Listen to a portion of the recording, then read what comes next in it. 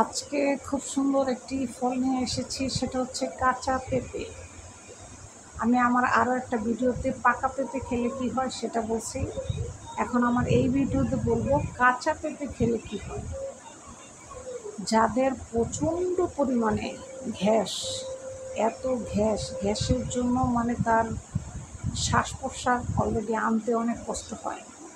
গ্যাসের জন্য উনি কোনো খাবার খেয়ে ঠিক থাকতে পারে না, গ্যাসের জন্য রাত্রে ঘুমাইতে পারে না, গ্যাসের জন্য ওনার বুক জ্বালাপোড়া করে, গ্যাসের জন্য উনি খুব ছটফট করে। তাদের জন্য আজকে এই কাঁচা পেঁপের ভূমিকা কতটুকু, আমি সেই গুরুত্বটা আজকে আপনাদেরকে জানাবো। যদি আপনি সেভাবে সেবন করতে পারেন, গ্যাস আপনার চিরতরের জন্য চলে যাবে। তাহলে আমরা আজকে থেকে খাবারের মেনুতে প্রতিদিন কাঁচা পেঁপে রাখার চেষ্টা করব ইনশাআল্লাহ। আপনি কাঁচা পেঁপে খাবেন আপনার গ্যাস দূর করার জন্য। কারণ অনেকে জানে না, অনেকে শুধু ওষুধের দ্বারাই গ্যাস দূর করে। ওষুধের দ্বারা যারা গ্যাস দূর করে তাদের কিন্তু ক্যান্সার হওয়ার সম্ভাবনা বেশি।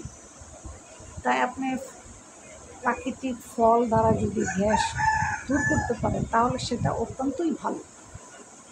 আপনি কাঁচা পেঁপে কীভাবে খাবেন?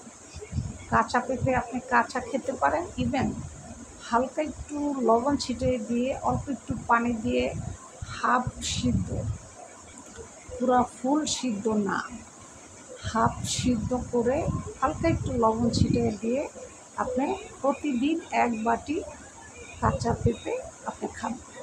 আপনার গ্যাস চিরতরে মুক্ত হয়ে যাবে। মৃত্যুর আগ পর্যন্ত আপনি এই কাঁচা পেঁপে এইভাবে খেয়ে যাবেন। আপনার ওষুধ আর খেতে হবে না, গ্যাস দূর হয়ে যাবে চিরতরে। আমার এই টিপসটা বেশি না, আপনি 1 মাস ফলো করে দেখেন, ইনশাল্লাহ আপনার গ্যাস চিরতরে দূর হয়ে যাবে। তাহলে আমরা কাঁচা পেঁপের উপকারিতা জানতে পারলাম। অবশ্যই খাবারের মেনুতে আমরা প্রতিদিন কাঁচা পেঁপে রাখার জন্য চেষ্টা করব।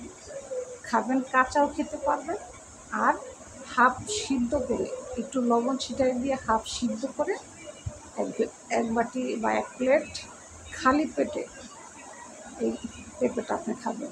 গ্যাস চিরতরে দূর হয়ে যাবে ইনশাআল্লাহ।